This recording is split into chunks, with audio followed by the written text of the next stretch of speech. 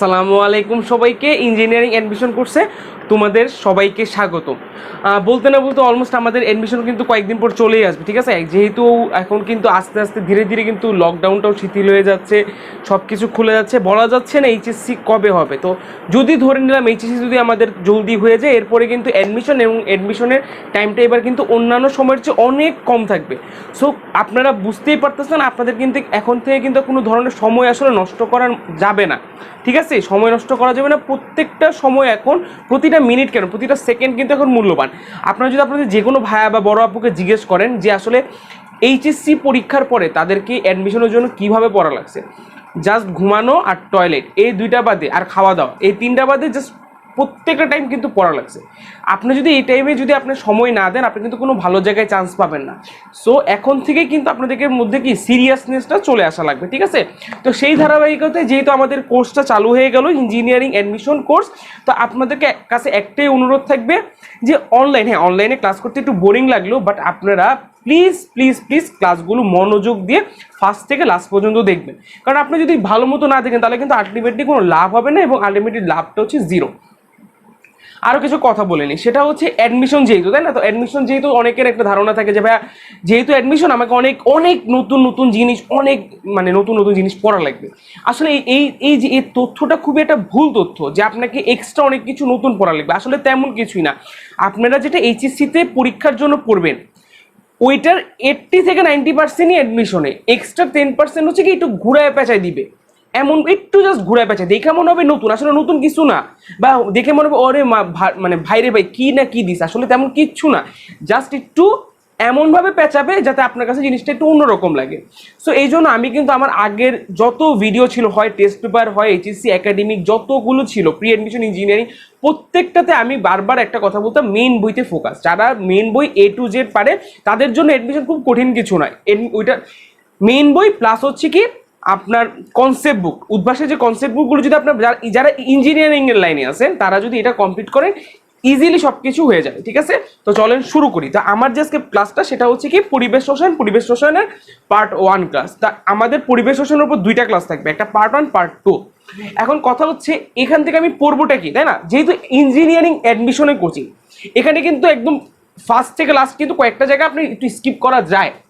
কারণ কি আমাদের এখানে ইঞ্জিনিয়ারিংয়ে কি বেশি গুরুত্বটা, আমাদের ম্যাথটা বেশি ইম্পর্টেন্ট যে কোনো সাবজেক্টে, সেটা ফিজিক্সের ম্যাথ বলি, কেমিস্ট্রির ম্যাথ বলি। তো পরিবেশ রসায়নের পার্ট 1 ক্লাসটা মূলত বলতে গেলে পুরাটাই ম্যাথের উপর হবে আজকে। তো আজকের ক্লাসটা হচ্ছে আমরা বয়েলের সূত্র পড়বো, চার্লসের সূত্র, বয়েল ও চার্লসের সমন্বয় সূত্র, গ্রাহামের ব্যাপন সূত্র, ডাল্টনের আংশিক চাপ সূত্র, ঠিক আছে।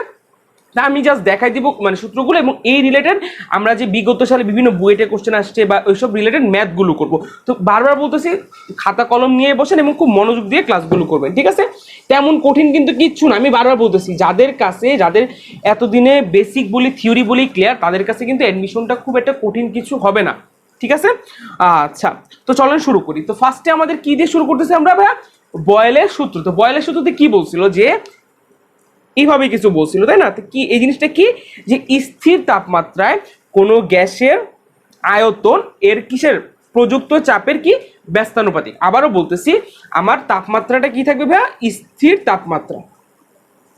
স্থির তাপমাত্রা, স্থির তাপমাত্রায় কোনো নির্দিষ্ট ভরের গ্যাসের আয়তন এর উপর প্রযুক্ত চাপের ব্যস্তানুপাতিক, V সমান 1/P। শেষ। এটা গেল বয়েলের সূত্র।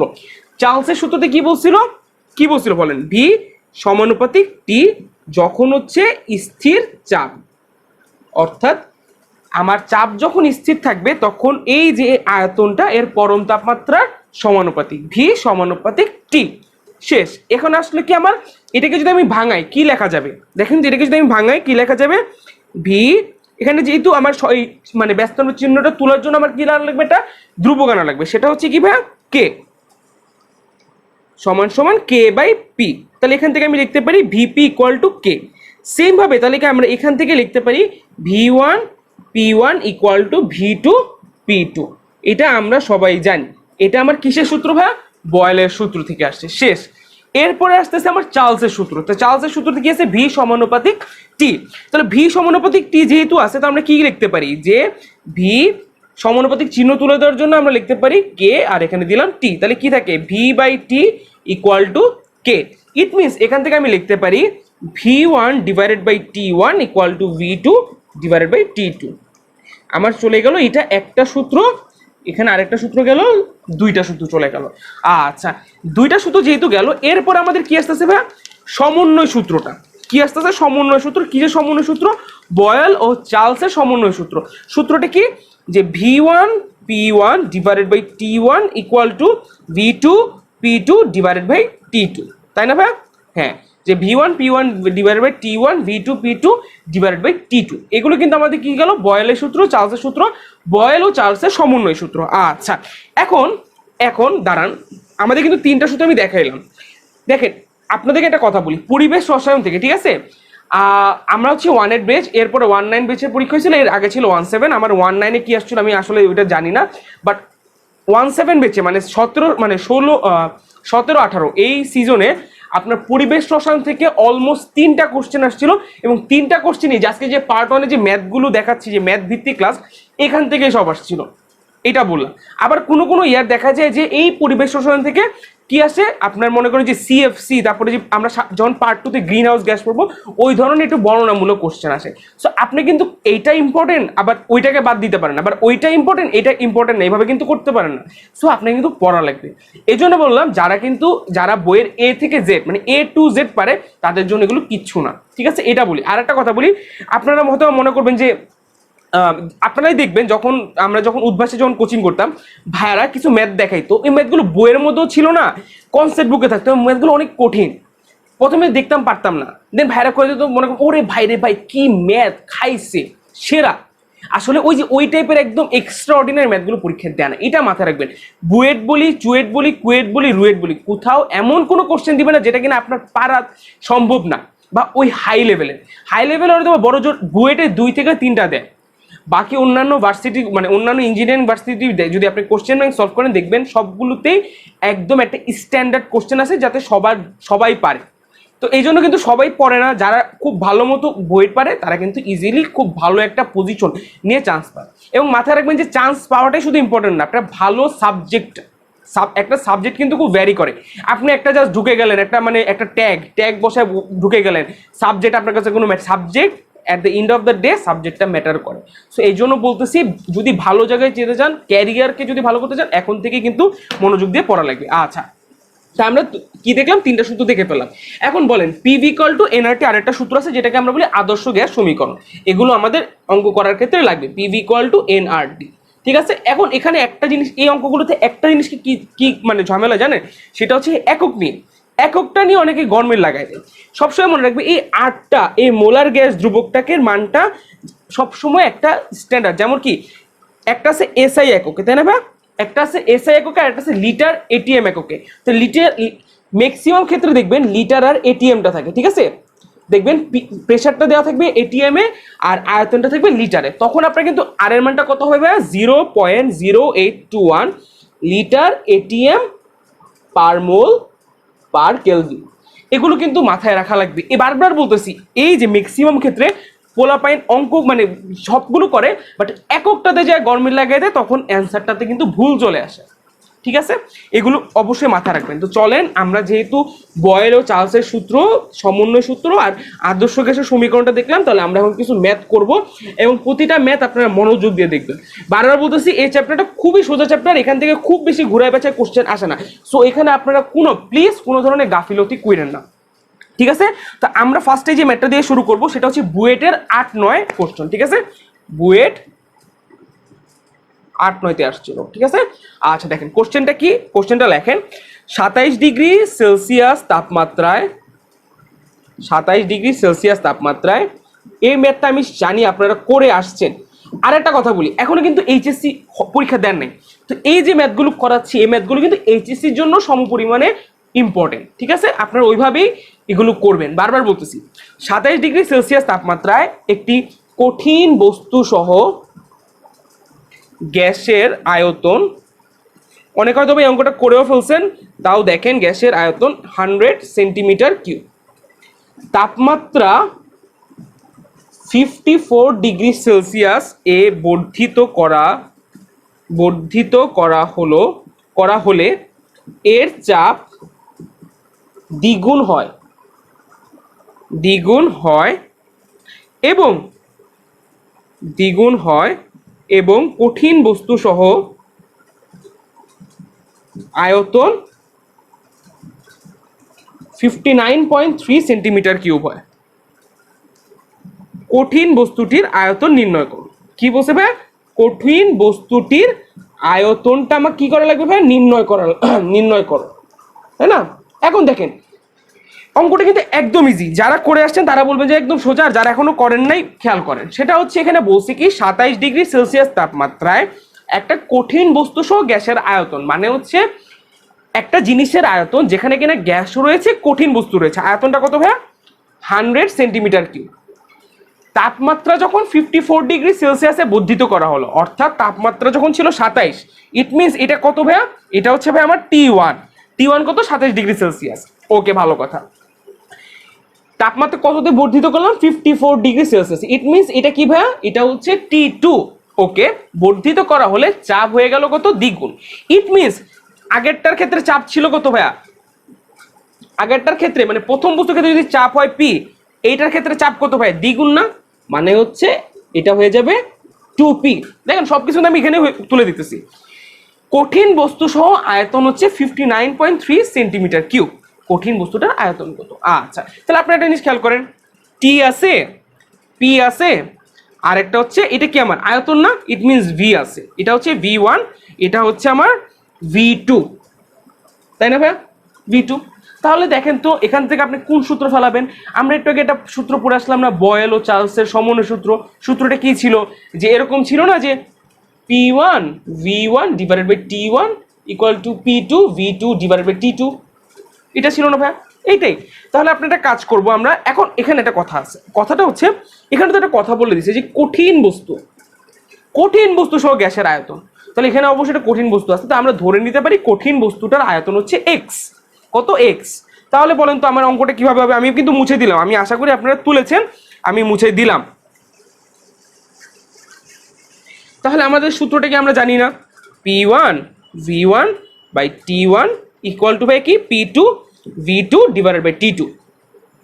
T1 এর ভ্যালু জানি, T2 এর ভ্যালু জানি, অবশ্যই এগুলোকে কিসে কনভার্ট করতে হবে? কেলভিনে। কত দিয়ে? 273 যোগ করলেই চলে আসে, আমি জানি আপনারা জানেন। তাহলে এখানে P1 কত ভাইয়া? P1 আমরা ধরে নিলাম আয়তন, মানে চাপ যদি হয় P, P2 কত? দ্বিগুণ হয়ে গেছিল, তাহলে এটা কত হবে? 2P। এটা হচ্ছে T1 এর ভ্যালু আমরা জানি, T2 এর ভ্যালু আমরা জানি। তাহলে ভাই V1 আর V2 কত হবে? V1 কত বলে দিছিল? 100 সেন্টিমিটার কিউব বলে দিছিল। আর V2 কত বলে দিছিল? 59.3। তাহলে কি হবে? 100 মাইনাস এক্স হবে, আর ওইটা কত হবে? 59 পয়েন্ট কত জানি ছিল এটা? 3 মাইনাস এক্স। তাহলে এখান থেকে দেখেন পিপি কাটা, এক্স এর ভ্যালু জানি না, T1 এর ভ্যালু জানি, T2 এর ভ্যালু জানি, বসাই দেন। তাহলে এখান থেকে আমি যদি হিসাব করি তাহলে আমার এক্স এর ভ্যালুটা ভাইয়া চলে আসতেছে। এই হিসাবটা আপনারা নিজেরা করবেন, এতটুকু আশা করি বুঝতে পারছেন। তো দেখেন এই রিলেটেড বুয়েটে লাস্ট 10 বছরে 3বার মানে এই স্টাইলের এই ক্যাটাগরি ম্যাথ 3বার আসছিল। তারা বুঝতে পারতেছেন কত ইম্পর্টেন্ট এই ম্যাথটা। ইভেনচুয়ালি এই ম্যাথটা আপনার এইচএসসি পরীক্ষার জন্য খুব ইম্পর্টেন্ট। ঠিক আছে, আশা করি আপনারা বুঝতে পারছেন। আচ্ছা, এটা গেল বুয়েটের 8-9 একটা কোশ্চেন। আমরা এরপরে আরো একটা কোশ্চেন চলেন সলভ করি। ঠিক আছে, বারবার বলতেছি ভাই প্লিজ একটা কথা বলি, আরেকটা কথা, ভিডিওগুলো শুরু করার আগে আরেকটা কথা, মেসেঞ্জার বলি, ইনস্টাগ্রাম বলি, ফেসবুক বলি, আল্লাহর রাস্তে এগুলো আনইনস্টল করে দেন। কারণ কি এগুলো কিন্তু আপনার কোনো কাজে দিচ্ছে না, সময়টা নষ্ট করতেছে। আপনি যদি একটা ভালো ক্যারিয়ার করতে চান, একটা ভালো জায়গায় যেতে চান, বিলিভ করেন আর না করেন, আপনি যখন একটা ভালো পাবলিকে চান্স পেয়ে যাবেন, লাইফটা অন্যরকম। যতদিন না ওইখানে না যাচ্ছেন না, যতদিন একটা ভালো পাবলিক একটা ভালো সাবজেক্টে না চান্স পাচ্ছেন, আপনি ওই ফিলিংটা কখনো পাবেন না। বিলিভ করেন না করেন, একটা অন্যরকম ফিলিং, নিজের একটা স্বাধীনতা থাকবে, নিজের একটা লাইফ থাকবে অন্যরকম। এটা জাস্ট মাথায় রেখে, এই জন্য বলতেছি জাস্ট নিজের জন্য হইলেও সময় দিয়ে পড়েন। আচ্ছা, এটা ছিল বুয়েটের 8-9 কোশ্চেন। এরপর আমরা একটা রুয়েটের কোশ্চেন দেখি, 12-13 কোশ্চেন। রুয়েট 12-13।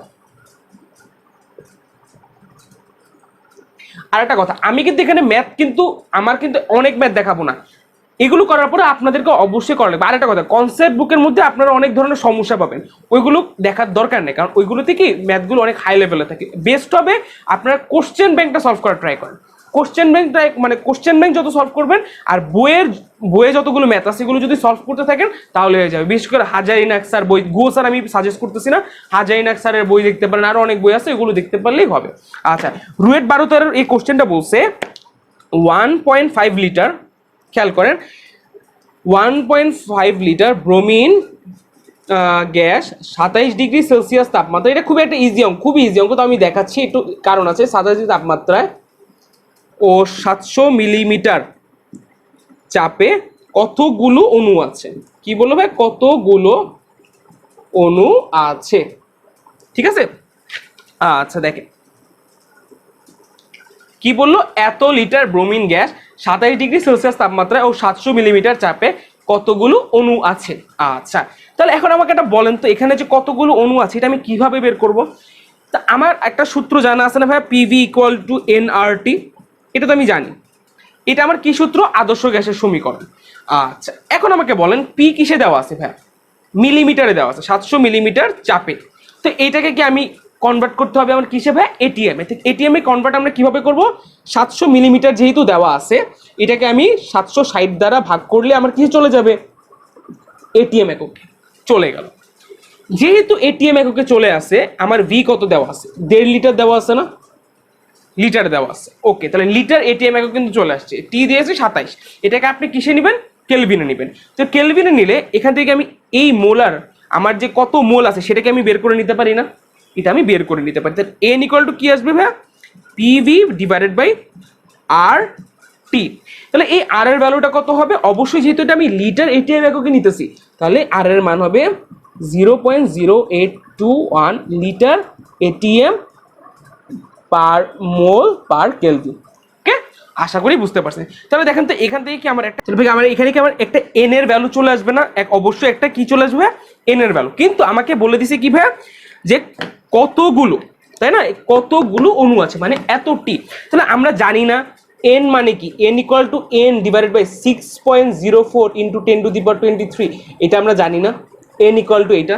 তো এইটা কি, অণুর সংখ্যা, তাহলে আমি এন এর জায়গায় কি বসাই দিব ভাইয়া, n ডিভাইডেড বাই 6.04 ইন্টু 10⁻23। তাহলে এখানে যে ভ্যালু আসছে দেন এটাই দিকে চলে গেলে দেন আমার কি চলে আসবে, n এর ভ্যালুগুলো চলে আসবে। আমি কিন্তু মানগুলো বসাচ্ছি না, এটা অবশ্যই আপনারা বসাবেন, কারণ মান বসাতে অনেক টাইম লাগবে। সব দেখাই দিচ্ছি, মানগুলো আপনারা নিজেরা বসায় নেবেন, ঠিক আছে। আচ্ছা, তাহলে আমাদের এই কোশ্চেনটাও সলভ হলো। আমি আবারও বলতেছি, এগুলো মাথায় রাখবেন, এখানে বলে দিচ্ছে কতগুলো অণু, এই জন্য বলতে চাই ছোটখাটো জিনিসগুলো কিন্তু অবশ্যই মাথা রাখবে, n equal to n by এত, এগুলো অবশ্যই মাথা রাখবে। এই ছোটখাটো গুলি অ্যাডমিশনে আসে, এগুলি কিন্তু মাথায় খুব বেশি করে রাখা লাগবে। আচ্ছা, এইটা গেল। এরপর আমরা আরো একটা কোশ্চেন থেকে চলেন, এটা হচ্ছে বুয়েটের 9-10 কোশ্চেন। কি বললাম, বুয়েটের 9-10। এই কোশ্চেনটা খুবই ইম্পর্টেন্ট, একটু মানে ইম্পর্টেন্ট মধ্যে মনোযোগ দিয়ে খেয়াল করেন। এটা লাস্ট এত ইয়ারে আসে নাই, তখন আসছিল, খেয়াল করেন, মনোযোগ দিয়ে খেয়াল করবেন। সেটা হচ্ছে কোশ্চেনটা বলছে একটি কক্ষের দৈর্ঘ্য, খেয়াল করেন, একটি, আর কোশ্চেনগুলো তুলে ফেলবেন, না তুললেও আপনারা আপনাদের কোশ্চেন ব্যাংকে পাবেন, সমস্যা নেই। দেখেন বলে দিছে একটি কক্ষের দৈর্ঘ্য, প্রস্থ ও উচ্চতা যথাক্রমে 20 metre, 10 metre, 5 metre, 10 metre, 5 metre. কক্ষটিতে কত কিলোগ্রাম, কক্ষটিতে কত কিলোগ্রাম বাতাস আছে, কত কিলোগ্রাম বাতাস আছে, খেয়াল করেন, মনোযোগ দিয়ে কোশ্চেনটা তুলেন। বাতাস আছে, বাতাসের তাপমাত্রা দিয়ে দিছে 30°C, আর বলে দিছে আণবিক ভর 29। কি বলে দিচ্ছে, একটি কক্ষের দৈর্ঘ্য, প্রস্থ, উচ্চতা এত এত এত, কক্ষটিতে কত কিলোগ্রাম বাতাস আছে, তাপমাত্রা হচ্ছে 30°C, আর আণবিক ভর হচ্ছে কত ভাইয়া, m ইকুয়াল টু 29। আচ্ছা, এখন দেখেন কোশ্চেনটা দেখে আপনাদের মনে হতে পারে ভাই এটা কোন ধরনের কোশ্চেন, এই টাইপের তো কোনো সূত্র টুত্র নাই, কি আজে এরা কোশ্চেন দিচ্ছে, তাই না। আচ্ছা, হইতেই পারে মনে। আচ্ছা, খেয়াল করেন এখানে কি বলে দিছে, কক্ষের দৈর্ঘ্য, প্রস্থ, উচ্চতা। তাহলে আমরা আয়তন সমান সমান কি জানি, দৈর্ঘ্য ইন্টু প্রস্থ ইন্টু উচ্চতা। তাহলে এখান থেকে আমি ওই কক্ষের কি আয়তন বের করে ফেলতে পারবো না? বের করে ফেলতে পারবো। তো চলেন বের করি। তাহলে বের করলে ভিটা কত আসবে ভাইয়া? অবশ্যই 20 যোগ 10 যোগ 5, যতই আসুক এখানে কত হবে ভাই? এটা মিটার কিউব হবে না? মিটার কিউব হবে, কারণ metre metre metre metre cube. Okay, এটা চলে আসলো। আচ্ছা, এখন আমাকে বলেন তো, আমরা বয়েলের সূত্র পড়লাম, চার্লসের সূত্র পড়লাম। চার্লসের সূত্র কি ছিল? যে V1 divided by T1 equal to V2 divided by T2, এটাই তো ছিল, তাই না? আচ্ছা, এখন আমাকে বলেন, এই যে এই কক্ষের তাপমাত্রা যদি V1 হয়, T1টা কত? T1টা কি 30 ডিগ্রি সেলসিয়াস না ভাইয়া? কারণ কি দেখেন, বলে দিছে বাতাসের তাপমাত্রা, ইট মিনস ওই কক্ষের মধ্যে তো বাতাস আছে, এবং ওই বাতাসের তাপমাত্রাটা কত ভাইয়া? 30 ডিগ্রি সেলসিয়াস। তাহলে এই T1টা কত হবে? 30 যোগ 273। আর এখানে হচ্ছে V1 এর ভ্যালুটা কত আসে বের করেন। 20 ইন্টু 10 কত? 200, 200 ইন্টু 5 হচ্ছে 1000, তাই না? হ্যাঁ, 1000 মিটার কিউব। আচ্ছা, 1000। তাহলে এখানে হবে কত? 1000। আচ্ছা, 1000 T1, 1000 T1 কত ভাই? 273 যোগ 30, ইট মিনস 303। ওকে, V2 কত আর T2 কত? আচ্ছা, এখন দেখেন, আমি যদি ধরে নিই যে কক্ষটা খালি, কক্ষে কোনো ধরনের বাতাস নেই এবং তাপমাত্রা হচ্ছে 0 ডিগ্রি সেলসিয়াস। কি ধরলাম? তাপমাত্রা হচ্ছে তখন 0 ডিগ্রি সেলসিয়াস। তাহলে T2 কত হবে ভাইয়া? 273। তাহলে এখান থেকে আমি V2টা বের করে নিতে পারি না? বের করে নিতে পারি। তাহলে আমি এখান থেকে কি বের করে নিলাম ভাইয়া? V2টা বের করে নিলাম। V2 আমার একটা ভ্যালু আসবে। এখন এখানে একটা কোশ্চেন আছে, কোশ্চেনটা কি খেয়াল করেন, বলেন তো V2টা আমার কিসে আসছে? মানে V2টা যে বের করলাম, V2টার একক কি? V1 যেহেতু মিটার কিউব, এটাও মিটার কিউব হবে না? মিটার কিউব হবে। কিন্তু এখন এই মিটার কিউবকে আমার কিসে নেওয়া লাগবে ভাই? লিটারে নেওয়া লাগবে।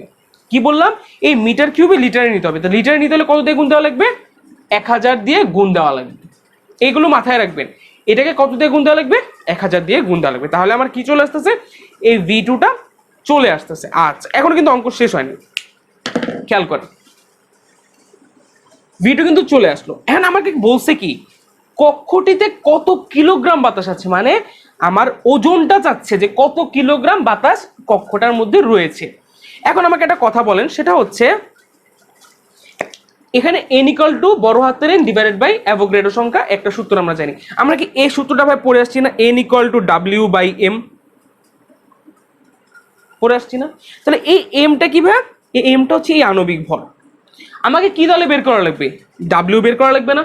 অঙ্ক কিন্তু সিম্পল, শেষ প্রায় অলমোস্ট। ঠিক আছে, তাহলে আমি এখান থেকে কি লিখতেছি ভাই? দেখেন, W equal to, sorry, n equal to W by M, it means আমার বের করা লাগবে W equal to n into M। M আমার জানা আছে, এখন এই এনটা কত, তাই না? এই কত মোল। এখন আমাকে বলেন তো, এই যে আমি যেটা বের করলাম 0 ডিগ্রি সেলসিয়াস তাপমাত্রা, তাই না? সরি, মানে হ্যাঁ, ওইটার ক্ষেত্রে V2টা আমি বের করলাম। এখন এখানে আমার কি আসলো? V2টা আসছে এবং এটা মিটার কিউব আসছিল, সেটাকে আমি কিসে নিয়ে নিছি ভাই? লিটারে কনভার্ট করছি। কত দিয়ে গুণ দিয়ে? 1000 দিয়ে গুণ দিয়ে। এখন খেয়াল করেন, এই 1000 দিয়ে গুণ করলাম না, তাহলে এখানে আসলে আমার একটা V2 এত লিটার। তাহলে এটা কি 22.4 লিটার STP-তে আসছে না? তাহলে আমি বলতে পারি না যে 22 STP-তে, ইট মিনস 22.4 লিটারে আমার মোলার গ্যাস দেবো কত লিটার? এত লিটারলি বলতে পারি না, যেটা V2-তে আসছে। তাহলে একে কত? ওই V2 ডিভাইডেড বাই 22.4 না? দেখেন, আমি হয়তো আপনার জিনিসটা একটু বুঝেন না, একটু বুঝাই দিচ্ছি, খেয়াল করেন আরেকবার বলতেছি। আমরা এখান থেকে কি করছি? V1 by T1 equal to V2 by T2 বের করছি, তাই না? দেন এখান থেকে আমি কি করলাম ভাই? V2 বের করলাম। V1 এর ভ্যালু জানি, T1 এর ভ্যালু জানি, T2 হচ্ছে 0 ডিগ্রি সেলসিয়াস। তাহলে এখান থেকে আমার V2 এর ভ্যালুটা আসলো, যেটার একক কিনা মিটার কিউব। দেন এইটাকে আমি কি করলাম? 1000 দিয়ে গুণ দিয়ে আমি লিটারে কনভার্ট করে নিলাম। V2 complete. এরপর আমার বের করা লাগতেছে এইটা, যে W equal to n into M, তাই না? এখন এই এনটা তো আমি জানি না, তো এনটা আমি কিভাবে বের করতে পারি বলেন তো? এই যে এই 22.4 লিটারে আমার আছে কতটুকু? এই V2 না? এই এতটুকু আছে না? তাহলে একে কত? ওইটা divided by 22.4। It means N এর ভ্যালু হবে এই যে এই V2 থেকে যে ভ্যালুটা আসছিল সেটা ডিভাইডেড বাই 22.4 ইন্টু এম এর ভ্যালু কত ভাই? 29। যেটা আসবে সেটাই আমার, এটা আসবে আমার গ্রামে। দেন এটাকে আমি 1000 দিয়ে ভাগ করে অবশ্যই কেজিতে কনভার্ট করতে, কারণ কি কোশ্চেনে ছিল কত কিলোগ্রাম বাতাস আছে। কি বলছে ভাই? কত কিলোগ্রাম বাতাস রয়েছে। ঠিক আছে, আশা করি এটা বুঝতে পারছেন। তাহলে এটা আমাদের গেল বুয়েটের 9-10 কোশ্চেন। এখনো আবারও বলতেছি ভাইয়া, যেটা হচ্ছে আমরা যেহেতু বললাম বয়েলের সূত্র, চার্লসের সূত্র, সমন্বয় সূত্র, এখান থেকে এই রিলেটেড সব ম্যাথগুলোই আসে। বিশেষ করে যে P1 V1 divide by T1 equal to P2 V2 by T2। যে ম্যাথটা ফার্স্টে দেখালাম এই ম্যাথটা খুব খুব খুব বেশি ইম্পর্টেন্ট, বারবার বলতেছি। আপনারা যদি দেখেন কুয়েটে এগুলো অনেক বেশি আসছে এবং বুয়েটেও চলে আসছে, সো এগুলোকে বাদ দেওয়া যাবে না। আচ্ছা, এরপরে আমাদের কি গেল ভাই, বয়েল ও চার্লসের সমন্বয় সূত্র যেহেতু গেল, এরপর আমরা ডাল্টনের আংশিক চাপ সূত্র আছে, বাট ওইটা একটু পরে পড়বো।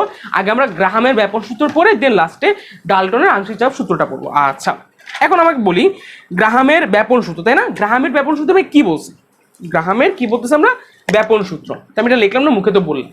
গ্রাহামের ব্যাপন সূত্রতে বলছিল কি যে এ আর এখানে একটা কিসের ব্যস্তানুপাতিক, কিসের বর্গমূলের ব্যস্তানুপাতিক, এটা কি ভাই, তার ঘনত্বের, তাই না? তাহলে কি ছিল সূত্রটা? সূত্রটা ছিল যে স্থির তাপমাত্রা ও চাপে, কি বললাম,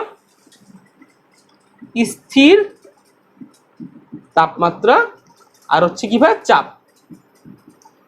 স্থির তাপমাত্রা ও স্থির চাপে কোনো নির্দিষ্ট গ্যাসের ব্যাপনের হার এর ঘনত্বের বর্গমূলের ব্যস্তানুপাতিক। দেখেন সূত্র লিখে দেন ওইটাকে কনভার্ট করবেন, দেখবেন ইজি হবে।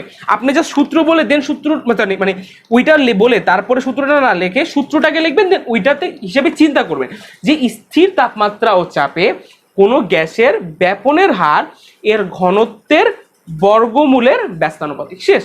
আচ্ছা, যেহেতু ব্যস্তানুপাতিক, আমি ব্যস্তানুপাতিক চিহ্ন তুলে দিয়ে এখান থেকে কি লিখতে পারি, আর সমান সমান কে বাই রুট ওভার ডি।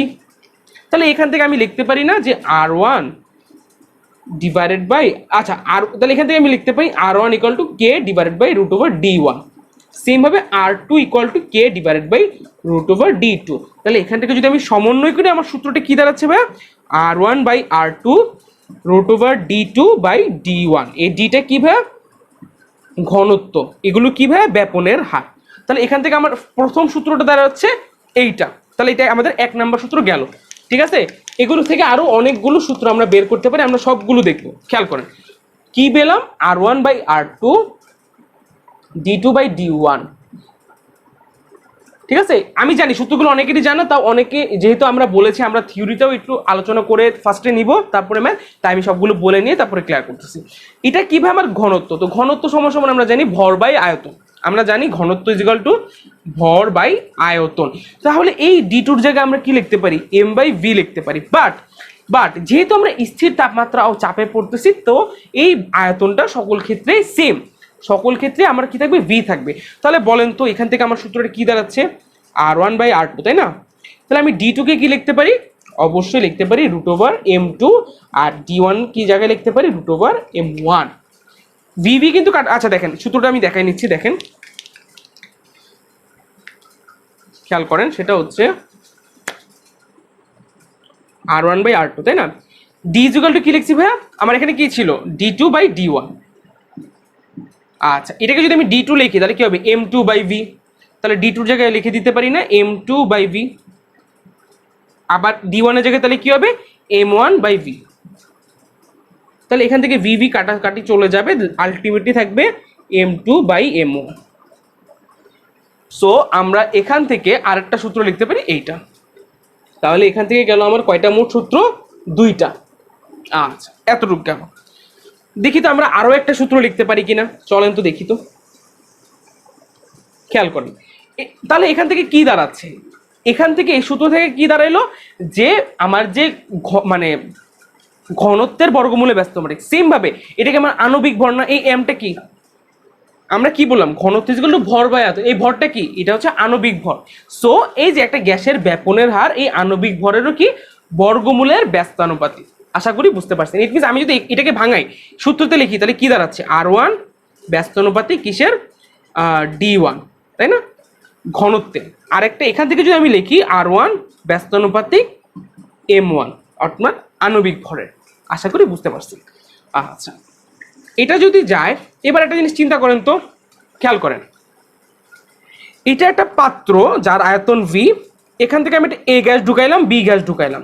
এখন ব্যাপনের হার A গ্যাসের জন্য আর B গ্যাসের জন্য বের করতে পারবো না। A গ্যাসের জন্য আমরা কি লিখতে পারি, ব্যাপনের হার R equal to X by T1 লিখতে পারি না? সেম ভাবে B গ্যাসের জন্য কি লিখতে পারি, এটা যদি RA হয়, এটা যদি RB হয়, X বাই T2 লিখতে পারি না? পারি? পারি, দেন ভাগ করে দেন, তাহলে কি দাঁড়াচ্ছে RA by RB, it means T2/T1 দাঁড়াচ্ছে না ভাইয়া, ভাগ করেন T2/T1, ইট মিনস এখান থেকে আমি লিখতে পারি R1/R2 equal two T2/T1। I hope বুঝতে পারছে। তাহলে এই যে আমি যে গ্রাহামের ব্যাপন সূত্র বললাম, এখান থেকে দেখছেন কতগুলো সূত্র চলে আসছে, একটা দুইটা তিনটা। আপনি যদি কোনো একটা সূত্র না জানেন আপনি বিপদে পড়বেন, কারণ কোত্থেকে ম্যাথ আসে আপনি জানেন না। আপনি কি জানেন টিচারের মাথায় কি হচ্ছে আপনি জানেন না, যে কোনো জায়গা থেকে চলে আসতে পারে। সো একটাকেও ভালো বাদ দেওয়া যাবে না, ঠিক আছে? আচ্ছা চলেন এবার আমরা ম্যাথ করি। আশা করি সবগুলো তুলে ফেলতেছে, ঠিক আছে? আর বারবার বলতেছি এখান থেকে খুব বেশি পেঁচানো গুজানো কিচ্ছু আসবে না। আমরা যখন পার্ট 2 পড়বো তখন দেখবো অনেক কিছু, তখন ওইখানে আমাদের কিছু থিওরি রিলেটেড পড়ালেখা চলে আসবে, ঠিক আছে? তো এখানে কিন্তু জাস্ট সিম্পল ম্যাথ, এই সূত্রে ম্যাথগুলো করবো, আর কিচ্ছু না। আচ্ছা চলেন আমরা তাহলে শুরু করতে পারি একটা ম্যাথ দিয়ে, সেটা হচ্ছে আমরা চুয়েটের একটা ম্যাথ দিয়ে শুরু করি, একদম ইজি অঙ্ক। চুয়েটের 03 ব্যাচ থেকে 4-এ আসছিল, অনেক আগের কোশ্চেন, এগুলো খুব বেশি এসে থাকে কোশ্চেনগুলো, ঠিক আছে? আচ্ছা দেখেন কোশ্চেনটা লেখেন, সেটা হচ্ছে একই চাপ, কোশ্চেনটা কিন্তু খুব একটা কঠিন হবে না, তাও একটু লাস্টে ইন্টারেস্টিং পার্ট আছে। একই চাপ ও তাপমাত্রায় কোনো পাত্রের একই ছিদ্র পথে, আমি কিন্তু মুখ দিয়ে বলতেছি, আমার লেখা যদি কারো বুঝতে অসুবিধা হয় আমি কিন্তু মুখ দিয়ে বলতেছি, আশা করি তুলে ফেলবেন। একটি ছিদ্র পথে পি ও কিউ নামক দুটি গ্যাসের নিঃসরণের হার বলে দিচ্ছে আমাকে 0.3 এবং 0.2। ওকে, বলছে কিউ গ্যাসের ঘনত্ব 10, পি গ্যাসের ঘনত্ব আণবিক ভর নির্ণয় করো। পি গ্যাসের আণবিক ভর ও ঘনত্ব নির্ণয় করো, ঠিক আছে? ঘনত্বটা নির্ণয় করো। কি বলে দিছে ভাইয়া দেখেন, একদম ইজি অঙ্ক, আমি ডাইরেক্ট সূত্র দিয়ে ফেলাই দিব, তাও এগুলো একটু করে নিয়ে দেন আমরা সামনে আগে, ঠিক আছে? একই চাপ ও তাপমাত্রায় কোনো পাত্রের একই ছিদ্রপথে পি ও কিউ নামক দুটি গ্যাসের নিঃসরণের হার, তো দুইটা গ্যাসের পি গ্যাসের নিঃসরণের হার দিয়ে দিছে, কিউ গ্যাসের নিঃসরণের হার দিয়ে দিছে। বলে দিছে কিউ গ্যাসের ঘনত্ব, পি গ্যাসের ঘনত্ব বের করো, আণবিক ভরটা পরে, এটা পরে বের করি, ঘনত্বটা বের করে ফেলি। তো ডাইরেক্ট একটু আগে আমরা সূত্র পড়ে আসছি, R1/R2 ইকুয়াল টু কি ভাইয়া, D2/D1, √D2/D1। এটা কি ঘনত্বের, এটাও ঘনত্ব, এটা ব্যাপনের হার। তা R1 কত দিয়ে দিছে ভাইয়া 0.3, R2 কত 0.2, বের করা লাগবে কি কিউ গ্যাসের ঘনত্ব, মিনস আমার D2টা বের করা লাগবে। তো D2 আমি জানি না, রাখলাম। D1 কত বলে দিছে, আমাকে বের করা লাগবে পি গ্যাস বের করা লাগবে। D2 কত বলে দিছে ভাই, D2 বলে দিছে আমার 10, তাহলে এখানে কিন্তু আমার কি বের করা লাগবে, D1টা বের করা লাগবে, বা D1। তাহলে এখান থেকে হিসাব করেন, তাহলে আমার কি D1টা ভাই চলে আসলো না, পি গ্যাসের ঘনত্বটা চলে আসছে। আচ্ছা দেখেন একদম ইজি অঙ্ক, কোনো টাইম লাগে না। এই আণবিক ভরটা বের করতেই অনেক দেখবেন 50% পারবে এই ম্যাথটা, এটা একদম সেকেন্ডের মধ্যে বাইর করা যায়, বাট এটা 50% পারবে, দ্যাটস ট্রু। হয়তো বা মনে করতেছে না এটা কি কন এগুলো, আপনি এটা 50% পারবে, বাকি 50% এটা পারবেই না, ধরতেই পারবে না। কেন ধরতে পারবে না আপনাকে বলতেছি, সেটা হচ্ছে দেখেন আণবিক ভর বলছে, তা আপনি চিন্তা করবেন আণবিক ভর মানে আমার আরেকটা সূত্র আছে, সূত্রটা কি, এটা মুছে দিলাম আমি, ঠিক আছে? আমি আশা করি আপনারা তুলছেন। সূত্রটা কি ভাই, যে R1/R2 √M2/M1। আমাকে বলছে এই M1 এর আণবিক ভর নির্ণয় করতে, ইট মিনস পি গ্যাসের আণবিক ভর নির্ণয় করতে। কিন্তু দেখেন তো এই M2টা কি কোথাও দিছে ভাইয়া, M2 কোথাও দিছে দেয় নাই। তো আপনারা মনে করবেন কি যে M2 দেয় নাই, অথবা এখান থেকে কিছু করব, এখান থেকে কিছু করব, মানে হাবিজাবি লাগাই দিবেন এই M1টা বের করতে। আদৌ কিন্তু এই সূত্র দিয়ে ম্যাথটা আমরা করবই না। কারণ কি, যদি এখানে M2 দিয়ে দিত, যদি কিউ গ্যাসের বলে দিত আণবিক ভর, তাহলে আমি অবশ্যই এই সূত্র ফেলায় ম্যাথটা করে ফেলতাম। তাহলে আমি এটা কেমনে করব? এখন দেখেন তো আণবিক ভর বের করার জন্য আমরা 9-10 একটা জিনিস পড়ে আসছিলাম, মনে আছে? যে আণবিক ভর ইকুয়াল টু 2 ইন্টু বাষ্প ঘনত্ব, মনে আছে? ওই যে শতকরা সংযুতি আমরা বের করতাম ম্যাথগুলোতে ক্লাস 9-10-এ থাকতে, তখন একটা সূত্র ছিল না, যে আণবিক ভর ইকুয়াল টু, দেখেন আণবিক ভর ইকুয়াল টু 2 ইন্টু বাষ্প ঘনত্ব, এটা আমরা পড়ে আসছিলাম না? এখন আপনার মনে হতে পারে ভাই বাষ্প ঘন, এটা তো ঘনত্ব দিছে, বাষ্প ঘন, হ্যাঁ এখানে ঘনত্ব বলতে এটাকে আমার একটু হলেও বাষ্প ঘনত্ব ধরে অঙ্কটা করা লাগবে, কারণ এই সূত্র বা অন্যান্য কোনো সূত্র দিয়ে আমি আমার এই পি গ্যাসের ঘনত্ব আণবিক ভরটা কখনো বের করতে পারতেছি না। সো আমাকে কি করা লাগবে, যে যদি আমি কিউট জানতাম তাহলে আমি এই স্টাইলে বের করতে পারতাম, যেহেতু আমি জানি না, সো আমাকে এই সূত্র ফেলায় করা লাগবে, আণবিক ভর ইকুয়াল টু 2 বাষ্প ঘনত্ব। এটাই বললাম, এই জিনিসটা অনেকে মাথায় থাকবে না, তখন সবাই মাথায় থাকবে যে পরিবেশ রসায়নের 3টা সূত্র পড়ছিলাম, এইটা এইটা এইটা, কোনোটাতে তো হচ্ছে না, মানে কোশ্চেনে হয়তো বা কোনো, সবাই মনে করো কোশ্চেনে কোনো ভুল আছে, কোশ্চেনে হয়তো বা ডাটা মিসিং, কিন্তু আসলে কিন্তু মিসিং না, এইভাবে অঙ্কটা করা যাবে। এই জন্য বলতেছি মনোযোগ। আচ্ছা ঠিক আছে, তাহলে ভাই আমাদের এই ম্যাথটাও কমপ্লিট হলো। এরপরে আমরা যাই, এরপরে হচ্ছে আমরা একটা বুয়েটের কোশ্চেন দেখি, দাঁড়ান এক সেকেন্ড।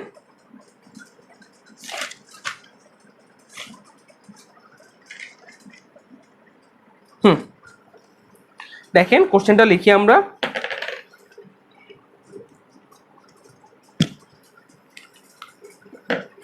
নির্দিষ্ট আয়তনের,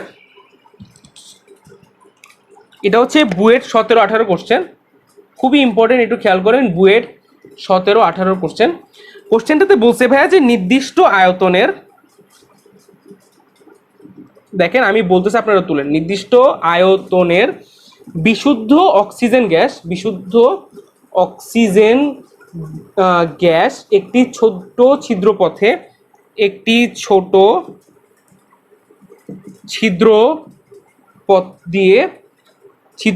দিয়ে নিঃসরিত হতে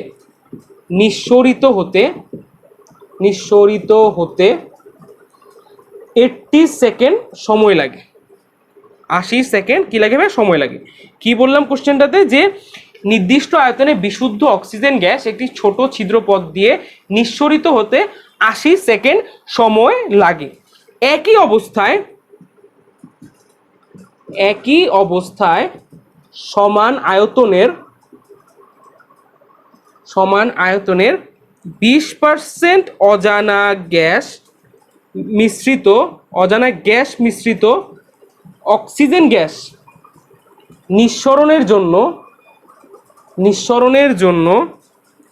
85 সেকেন্ড কি লাগে ভাই, সময় লাগে।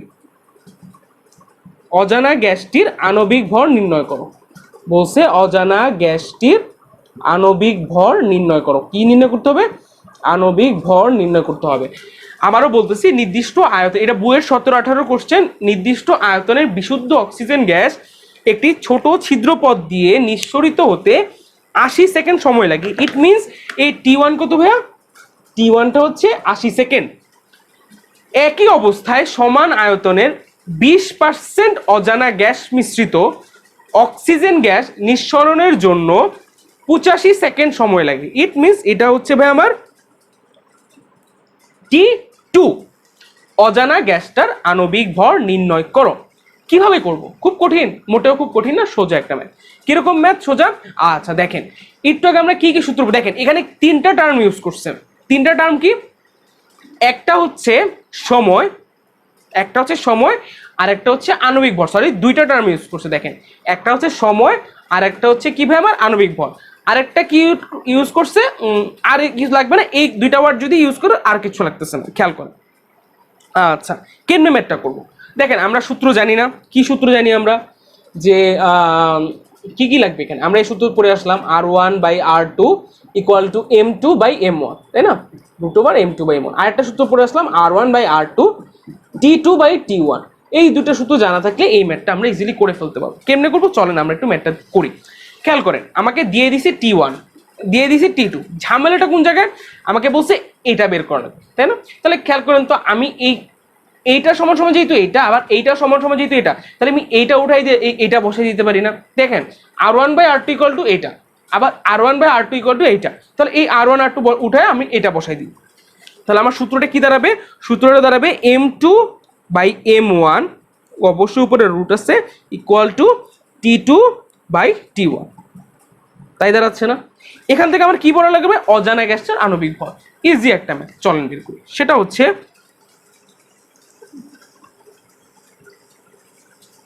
দেখেন T2 ভাই কত দিয়ে দিছে আমার, 85 সেকেন্ড। এখানে আমি লিখে ফেললাম। T1 কত দিছে ভাই? 80 সেকেন্ড, এটাও আমি লিখে ফেললাম ভাই। M1 কে আমি জানি না, M1 কি ছিল? অক্সিজেন। তো অক্সিজেন আণবিক ভর কত? 16 × 2 32। ওকে, এটা লিখে ফেললাম। ঝামেলাটা কি নিয়ে? ঝামেলাটা হচ্ছে M2 নিয়ে। কারণ কি, এই যে M2, এই M2 এর মধ্যে দেখেন তো কি বলছে, একই অবস্থায় সমান আয়তনের 20% অজানা গ্যাস মিশ্রিত অক্সিজেন গ্যাস। ইট মিনস আমার অজানা গ্যাস কত পার্সেন্ট আছে ভাইয়া? টোটাল তো 100%, 100%-এর মধ্যে অজানা গ্যাস আছে কত পার্সেন্ট? 20%। যোগ বাকি গ্যাস কি? অক্সিজেন। তাহলে 80% কি আছে ভাইয়া? অক্সিজেন আছে না? এইটাই আর কি। তাহলে তাহলে তাহলে আমার যে এই যে একই অবস্থায় অন্য আরেকটা যে গ্যাস ছিল, যেটা থেকে না একটা অজানা প্লাস একটা অক্সিজেন আছে, সেটা বের করা লাগবে, সেটা আণবিক ভর। সেটা কেমনে করবো চিন্তা করো। তাহলে খেয়াল করেন, M1টা তো মানে M2 তাহলে কি হবে ভাই? M2টা হবে অক্সিজেন কত আছে? 80%, মানে কি 0.8 ইন্টু 32, না 16 × 2 32 আণবিক ভর, যোগ আর একটা কি আছে? অজানা গ্যাস। অজানা গ্যাসটা কত পার্সেন্ট আছে? 0.20%, ইট মিনস 0.2।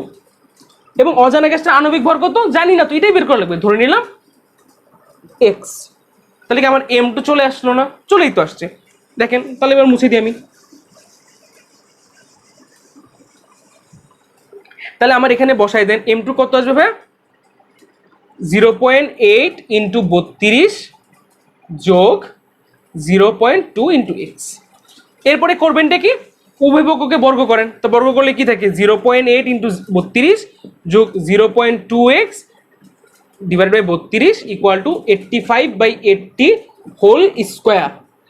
ওই পাশে নেন, এগুলো হিসাব করেন, তাহলে কি চলে আসবে আপনার মানটা, ভ্যালুটা চলে আসবে। আশা করি বুঝতে পারছেন, ঠিক আছে? তাহলে এখান থেকে আমি আমার কৃষি চলে পেয়ে যাবো, এই যে অজানা গ্যাসটা আণবিক ভর পেয়ে যাবো, ঠিক আছে? খুব ইম্পর্টেন্ট একটা কোশ্চেন ছিল, এটা কিন্তু বুয়েটে আসছিল, তাও রিসেন্টলি এই কোশ্চেনটা আসছে। সো দেখতেই পারতেছেন কিরকম। ভালো করার প্রথম কথাই হচ্ছে বইয়ের A to Z, দেন হচ্ছে কোশ্চেন ব্যাংকের সবগুলো ম্যাথগুলো সলভ করে ফেলবেন। আপনাকে ভালো জায়গায় ভালো সাবজেক্টে চান্স পাইতে কেউ ঠেকাতে পারবে না, ঠিক আছে? আর একটা কথা আমি বলি, একটা কথা, এই জিনিসটা না, এই জিনিসটা সবাইকে একটু বলে রাখা উচিত। সেটা হচ্ছে, আমি একটা কথা বলি আপনাকে, সেটা হচ্ছে কি, অ্যাডমিশনটা দুইটা জিনিস খুব ইম্পর্টেন্ট। একটা হচ্ছে আপনার হার্ডওয়ার্ক, এটা হচ্ছে সবচেয়ে ইম্পর্টেন্ট জিনিস, হার্ডওয়ার্ক। আর সেকেন্ডটা কি জানেন? আপনার কপাল, যেটা বলি আমরা লাক। আপনার যদি লাকে থাকে, আপনার কম পরিশ্রম করেও হয়ে যাবে, কিন্তু আপনার যদি লাকে না থাকে, আপনার 99.9%ও মানে কষ্ট করার পর অনেক সময় হয় না। আমরা এটা দেখে আসছি যে আমাদের চেয়ে অনেক ভালো, তারা অনেক ভালো জায়গায় যান, তারা কিন্তু আনফর্চুনেটলি কি কারণে, এটা আল্লাহ মাহবুদ জানে, তাদের হয়নি, ঠিক আছে? আমি এটা সবসময় মনে রাখি, মাথায় রাখি, যে আপনি যদি 100% এফোর্ট দেন, এরপরে যদি রেজাল্ট না আসে, এতে দুঃখ পাওয়ার কিছু নাই। তখন আপনাকে মনে রাখতেই হবে যে আপনার কপালে এটা ছিল না। এটা একদম মাথায় রেখেন। আমি আমি অনেক কথা বলি, ঠিক আছে? কিছু মনে করেন, আমি অনেকগুলো কথা বলে ফেলি।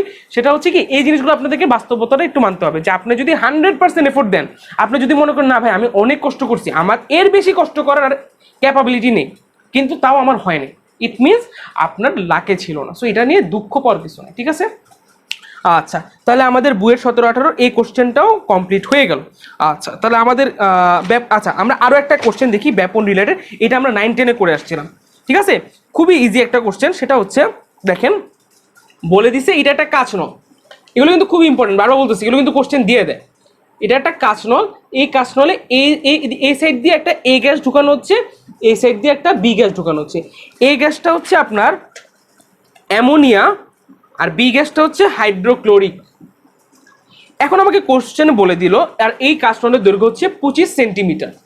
কোশ্চেনটা বলে দিল কাঁচনলের কোথায় সাদা ধোঁয়া সৃষ্টি হবে। কি বলে দিল? কাঁচনলের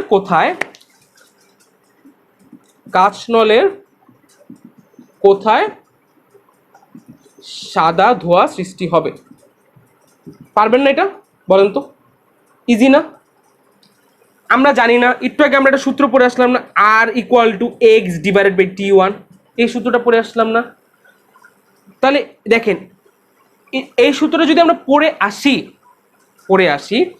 তাহলে একটা জিনিস খেয়াল করেন তো, সেটা হচ্ছে, আমি ধরে নিলাম এই গ্যাসটা T1 সময়ে এতটুক গেল, তাহলে বি গ্যাসটা, বি গ্যাস ছিল R2, সেটা কতটুক হবে? সেটাও তো T1 সময়ে এতটুকু আসবে না, ধরে নিলাম, তাহলে সেটা কি হবে 25 মাইনাস এক্স হবে না, হয়ে তো গেল। এবার আপনার অঙ্ক করেন, কি করব, ডিভাইডেড করেন R1/R2, কি করলাম R1/R2, তাহলে কি দাঁড়াচ্ছে আমার R1/R2 করলে আমাকে কি বলে দিচ্ছিল ব্যাপনের হার, তাই তো। আচ্ছা, এটা যদি বলে দেয় আমরা কি লিখতে পারি x/t1 divided by 25 minus X divided by t1, তাহলে এখান থেকে কি t1টা চলে যাবে, তাহলে থাকতেছে কি R1/R2 equal to X divided by 25 minus X. আচ্ছা, এটা চলে গেল। এখন দেখেন তো এই R1/R2 জায়গায় আমি কি লিখতে পারি, একটু আগে পড়ে আসলাম না, R1/R2 ইকুয়াল টু কি m2/m1 √, তাহলে এটা কেন লিখলাম, আমরা তো আণবিক ভর জানি না, হাইড্রোক্লোরিক অ্যাসিড আণবিক ভর জানি, অ্যামোনিয়ার আণবিক ভর জানি, বসাই দেন, তাহলে এখান থেকে এক্স এর ভ্যালুটা চলে আসে। আশা করি বুঝতে পারছেন, ঠিক আছে। আচ্ছা ঠিক আছে। আচ্ছা, একটা জিনিস খেয়াল করেন তো, সেটা হচ্ছে আমি যখন গ্রাহামের ব্যাপক সূত্র পড়ছিলাম তখন আমি এই সূত্রটা দেখালাম না, R1/R2 ইকুয়াল টু T2/T1, ওইখানে কিন্তু এই এক্স এর জায়গায় ভি ছিল, আমি জানি না আমার খেয়াল আসতেছে না আমি কি বলছিলাম, তখন কিন্তু সূত্রটা আসছে এভাবে যে R1 equal two V/T1, R2 equal two V/T2, দেন এখান থেকে এটা করলে R1/R2 ইকুয়াল টু T2/T1 আসছে, ঠিক আছে। একটু খেয়াল করেন, আমার খেয়াল ছিল না আমি কি বলছি। আচ্ছা, তাহলে আমাদের গ্রাহামের ব্যাপক সূত্র শেষ। তো আজকে লাস্ট যে টপিকটা সেটা হচ্ছে ডাল্টনের আংশিক চাপ সূত্র। কি বললাম ভাই, ডাল্টনের আংশিক চাপ সূত্র খুবই ইম্পর্টেন্ট, খুবই ইম্পর্টেন্ট, এখান থেকে অনেক ম্যাথ আসে। ডাল্টনের আংশিক চাপ সূত্র, ঠিক আছে। আচ্ছা, ডাল্টনের আংশিক চাপ সূত্র আসলে বলছে কি, সে বলছে কি, মনে করেন যে একটা পাত্র, এই একটা পাত্রের মধ্যে এ একটা গ্যাস ঢুকাইলাম, বি একটা গ্যাস ঢুকাইলাম, সি একটা গ্যাস ঢুকাইলাম, ডি একটা গ্যাস ঢুকাইলাম। এখন এই গ্যাসের চাপ হচ্ছে PA, এই গ্যাসের চাপ হচ্ছে PB, এই গ্যাসের চাপ হচ্ছে PC, এই গ্যাসের চাপ হচ্ছে PD। এখন এই টোটাল পাত্রের চাপটা কত, এই টোটাল পাত্রের চাপটা হচ্ছে এই চারটা যে গ্যাস ঢুকাইলাম তাদের আংশিক চাপের যোগফলের সমান। এটাই বলছে ডাল্টনের আংশিক চাপ সূত্র। ইট মিনস টোটাল চাপটা হবে এর প্রত্যেকটা চাপের আংশিক চাপের যোগফলের সমান। এটাই, আর কিচ্ছু না, এটাই আমাদের ডাল্টন ভাই বলে গেছে, ঠিক আছে। আর একটা কথা বলি, কিছু কিছু সূত্র আপনারা একটু মাথায় রাখবেন, কারণ কি অনেক সময় বুয়েটের কোশ্চেনে দেওয়া যায় কি একটা ম্যাথ দে, ছোট ম্যাথ দে, তার আগে একটা সংজ্ঞা ঢুকায় দেয়, যে মনে করেন এরকম বলে দিচ্ছে বয়েল ও চার্লসের সূত্রটা লিখুন, বা মনে করেন আংশিক চাপ বলতে কি বুঝো, এই জন্য বলতেছি এগুলো একটু ভালো করে মাথায় রাখবেন। আচ্ছা, তো চলেন আমরা ডাইরেক্ট ম্যাথ। ফার্স্টে একটা বুয়েটের 17-18 একটা কোশ্চেন দিয়ে, আচ্ছা না 17-18 কোশ্চেনটা পরে করি, তাহলে এটা একটু বড়, এর চেয়ে আমরা সোজা একটা ম্যাথ দিয়ে ফার্স্টে করি, ঠিক আছে। আচ্ছা দেখেন, চলেন শুরু করি। এটাও বুয়েট 17-18, দেখেন বুয়েট 17-18 তিনটা কোশ্চেন আমি অলরেডি করে ফেলছি, এগুলো কিন্তু আসছে। দেখেন কোশ্চেনটা কি বলছে, কোশ্চেনটা বলছে একটি 5 লিটার আয়তনের পাত্র 4 গ্রাম হাইড্রোজেন ও 7 গ্রাম নাইট্রোজেন গ্যাস দ্বারা ভর্তি। তাপমাত্রা 50 ডিগ্রি সেলসিয়াস হলে পাত্রে চাপ কত? একদম ইজি অঙ্ক। কি বলে দিল, একটি 5 লিটার আয়তনের পাত্র 4 গ্রাম হাইড্রোজেন দেওয়া আছে, 7 গ্রাম নাইট্রোজেন দেওয়া আছে, গ্যাস দ্বারা ভর্তি। তাপমাত্রা 50 ডিগ্রি সেলসিয়াস হলে পাত্রে চাপ কত? আমাকে পি বের করা লাগবে। তো আমরা কি পারবো না এটা বের করতে? খুবই সোজা একটা অঙ্ক, কিন্তু এখানে আমাকে ফার্স্টে যে কাজটা করা লাগবে সেটা হচ্ছে আমার এখান থেকে আমি এনটা বের করে নেওয়া লাগবে না, আমাকে এনটা বের করে নেওয়া লাগবে। কারণ কি এখানে কি কি আছে, একবার আছে নাইট্রোজেন আছে, আর একবার কি আছে হাইড্রোজেন আছে, একবার হাইড্রোজেন একবার নাইট্রোজেন। সো এখান থেকে আমার কি বের করা লাগবে, এন বের করে নেওয়া লাগবে। এনটা বের করে নেওয়া লাগবে। তাহলে ভাই দেখেন তো আমাকে এনটাকে ফার্স্টে বের করতে হবে, কারণ কি দেখেন কেন এনটা বলতেছে, আমরা নর্মালি শুধু জানি কি পিভি ইকুয়াল টু এনআরটি, তাই না? তাহলে P equal to NRT by V, এটা তো আমার নর্মাল সূত্র। ভি কি আমি জানি না, লিটার দিয়ে দিছে। টি কি জানি না, 50 ডিগ্রি সেলসিয়াস বলে দিছে। আর এর মান জানি, এন এর মানটা জানি না। তো এনটা কেন বের করবো, এখানে হাইড্রোজেন আর নাইট্রোজেন দিয়ে দিছে। তো চলেন বের করি। বের করার আগে খেয়াল করেন তো, এই যে নাইট্রোজেনের জন্য এন নাইট্রোজেন, ঠিক আছে, এন নাইট্রোজেন, দেখেন তো আমার নাইট্রোজেনে কি দিয়ে দিছে, এন ইকুয়াল টু আমরা কি জানি, ডাব্লিউ বাই এম, এই সূত্রটা পড়ে আসছি না? তাহলে দেখেন তো এখানে 7 গ্রাম দিয়ে দিচ্ছে না, 7 ডিভাইডেড বাই নাইট্রোজেন, তাহলে 14 × 28।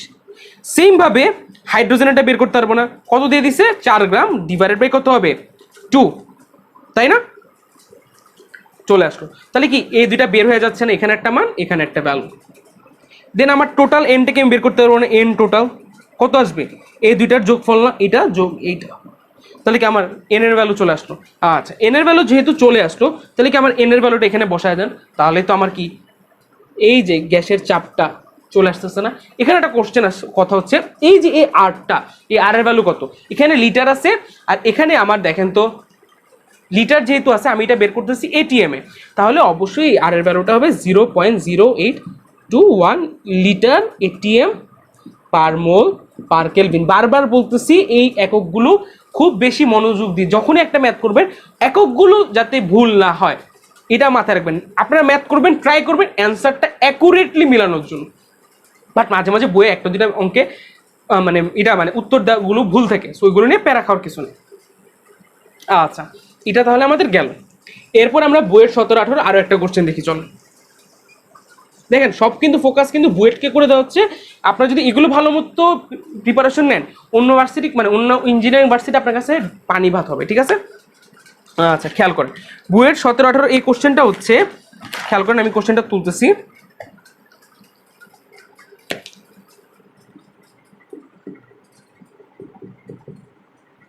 খেয়াল করেন, একটি 1 লিটার আয়তনের শুষ্ক বাতাসের, কি বললাম, একটি 1 লিটার আয়তনের শুষ্ক বাতাসের নমুনায় 25 ডিগ্রি সেলসিয়াস তাপমাত্রায় ও 786 মিলিমিটার পারদ চাপে 0.925 গ্রাম নাইট্রোজেন এবং অজানা পরিমাণ অক্সিজেন, আর্গন ও কার্বন ডাই অক্সাইড গ্যাস সহ অন্যান্য গ্যাস আছে।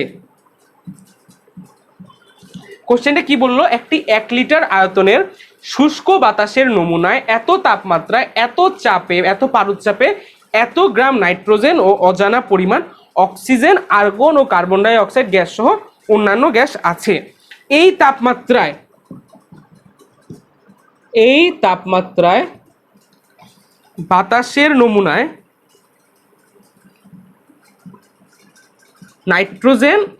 নাইট্রোজেনের আংশিক চাপ কত?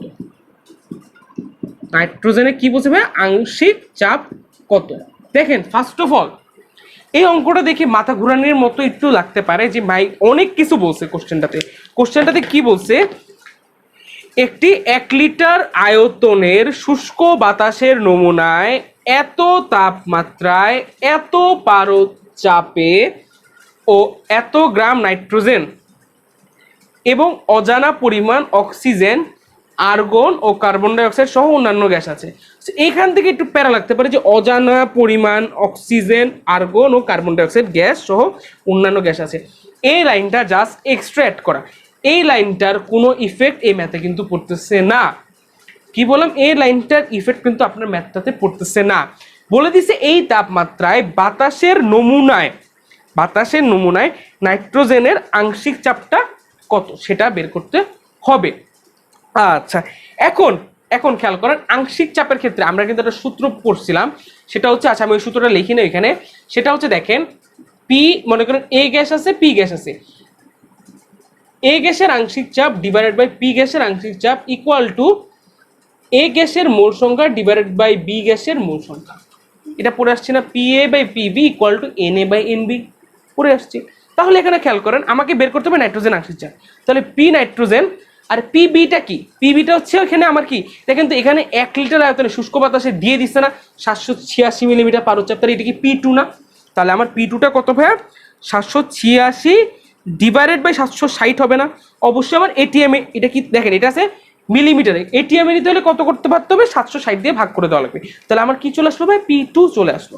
এবং পি এটা কি, পি এটা হচ্ছে আমার নাইট্রোজেন বা নাইট্রোজেন আংশিক চাপ বের করা লাগবে। আচ্ছা ভালো কথা, এইটা গেল। এখন কথা হচ্ছে এখানে আছে Na ডিভাইডেড বাই Nb। এখন বলেন তো এই এন অক্সিজেনেরটা কত হবে? এখানে অক্সিজেনের ক্ষেত্রে কি আমার ওজন দিয়ে দিচ্ছে না, তাহলে আমি এন এন এন এর জন্য নাইট্রোজেনটা বের করে দিতে পারবো না? কত হবে? 0.925 আর 28 হবে না? তাহলে কি আমার নাইট্রোজেনের এনটা চলে আসলো, বসাই দেন। এরপরে থাকতেছে কি আমার Nb। তাহলে খেয়াল করেন এনবিটা তাহলে বলেন তো এই এনবিটা কি হবে? খেয়াল করেন, আমি একটু মুছে দিচ্ছি। খেয়াল করেন আমার এখান থেকে কি আছে, আমার এখান থেকে ভি জানা আছে, এখান থেকে আমার পি জানা আছে। যেহেতু এটা আমার এটিএম এ আছে, এটা লিটারে আছে, আমার আর এর মানও জানা আছে, টি কত, টিও জানা আছে। তাহলে খেয়াল করেন তো একটু, খেয়াল করেন পিভি সমান সমান এনআরটি। তাহলে এখানে কি আমার এই এন এর ভ্যালুটা জানা আছে ভাইয়া? এই এনটা কি টোটাল না? তাহলে এন এর ভ্যালুটা বের করা লাগবে না? তাহলে কি হবে? আর টি বাই পিভি। আর এর ভ্যালু কত হবে? 0.0821। টি এর ভ্যালু কত হবে? 25-এর সাথে 273 যোগ করলে যেটা হবে সেটা। পি এর ভ্যালু কত হবে? এই যে এইটা, যেটাকে আমরা কিসে নিছি, এটিএম এ কনভার্ট করছি। ভি কত হবে? 1 লিটার। তাহলে কি আমার এন বি যেটা সেটা চলে আসলো না? এনবি চলে আসলো। তাহলে আমার এনবির ভ্যালুটা আমি পেয়ে গেলাম। তাহলে খেয়াল করেন তো আমার যে সূত্রটা ছিল, খেয়াল করেন আমার যে সূত্রটা ছিল P nitrogen divided by P B equal to কি ছিল? এন এর ভ্যালুটা আমরা বের করলাম না, এই যে এটা nitrogen divided by N B. এই বির ভ্যালুটা কি এখান থেকে চলে আসলো না? বসাই দেন। তাহলে এখান থেকে আমি নাইট্রোজেনের আংশিক চাপটা বের করে ফেলতে পারবো। ঠিক আছে, আমি কিন্তু দেখেন কোনোটাতে কিন্তু মান বসাই, কারণ আমি যদি ক্যালকুলেটর করে অনেক টাইমটা হুদেই এত বড় করে ক্লাস করার কোনো মানে নেই। কষ্ট করে আপনার ক্যালকুলেটর নিয়ে ক্যালকুলেটর বসা মানগুলো আমি কিন্তু এককগুলো পর্যন্ত বলে দিচ্ছি। ঠিক আছে, তাহলে আমার এখান থেকে আমার এই এনবিটা চলে আসলো, বসাই দেন। আর এন নাইট্রোজেনের যে এটা এন সংখ্যা সেটাকে আমি বের করছি এখান থেকে। তাহলে আমি আমার নাইট্রোজেনের আংশিক চাপটা বের করে ফেলতে পারবো। দেখেন এখানে কিন্তু এগুলো কিচ্ছু লাগতেছে না, বাট কোশ্চেনটার ডাকটা দেখে মনে হবে ওরে ভাইরে ভাই অনেক বড়, অনেক কিছু পেঁচায় গেছে চলে আসছে, আসলে কিছুই না। ঠিক আছে, তো আশা করি আজকে ক্লাসে কোনো সমস্যা হয় নাই। আজকে ক্লাস এতটুকু পর্যন্তই। পরিবেশ রসায়নের পার্ট 1 ক্লাসটা কমপ্লিট। ইনশাল্লাহ পার্ট 2-তে আমরা পড়বো যেটা, সেটা হচ্ছে আপনার যে আমরা সামনের ক্লাসগুলোতে আসি, তারপরে দেখবেন সামনের ক্লাসগুলো যে থিওরিগুলো, মানে হচ্ছে যে আপনার এসিড বৃষ্টি বলি, তারপরে সিএফসি গ্যাস, হ্যান ত্যান, এসব নিয়ে আরও অনেক কিছু, আদর্শ গ্যাসের যে বিভিন্ন সমীকরণ, ভ্যান ডার ওয়ালস সমীকরণ, এগুলো আমরা দেখবো। তো আজকের ক্লাস এতটুকু পর্যন্তই। ইনশাল্লাহ সামনের ক্লাসে দেখা হয়ে যাবে। আল্লাহ হাফেজ।